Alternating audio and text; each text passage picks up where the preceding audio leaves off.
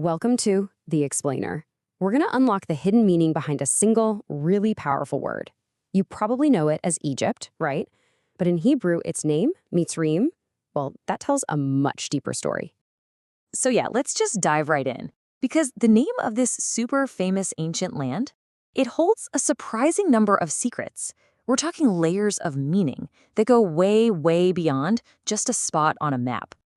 Okay, so the very first clue is right there in the name itself.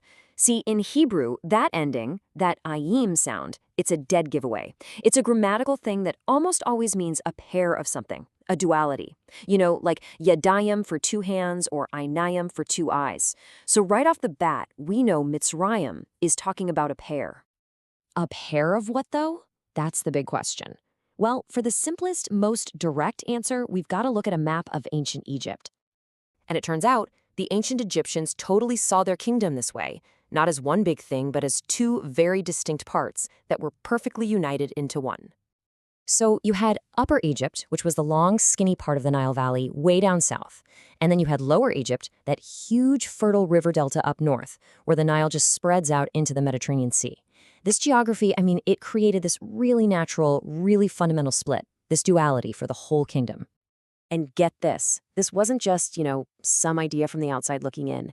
The Egyptians' own name for their country was Taweh, which literally means the two lands. So that makes a pretty strong case, right? That Mitzrayim is just the Hebrew way of saying the exact same thing. So there you have it. Case closed, right? Mitzrayim just means the two lands. Well, not so fast, because this is where things get really interesting. We need to look past the map and dig into the actual letters of the word. Okay, so let's peel back another layer here. If we look at the Hebrew root of the word, a totally different and honestly a much more profound picture starts to come into focus. See, the name Mitzrayim is built on a three-letter root, Mem Tzadi Resh.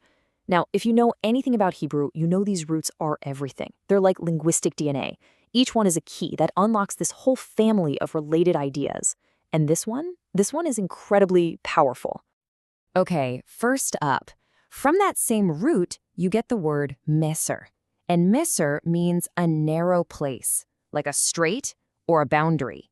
Basically, a place of confinement. Now, stick with me here.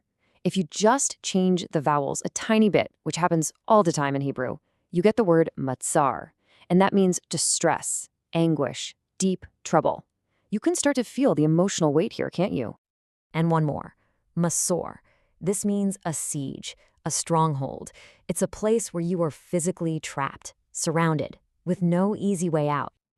So, are you seeing the theme here? A narrow place, distress, a siege. We've got this powerful cluster of ideas, and they all point to one thing: confinement, being trapped, and suffering. That is a world away from just the two lands, isn't it? Now, all this rich linguistic evidence, well, it wasn't lost on Jewish mystical thinkers. They saw all these clues in the language and came to a really profound conclusion about what Egypt really represents. What they taught was that Mitzrayim, it's not just a place on a map, it's a state of being, it's a mindset. The Zohar, which is this huge foundational text of Jewish mysticism, says it right there. It says Mitzrayim comes from Emtsarim, the narrow straits, a place of constricted opportunities and narrow-mindedness. It's a place that squeezes you, not just physically, but mentally. And here's the kicker.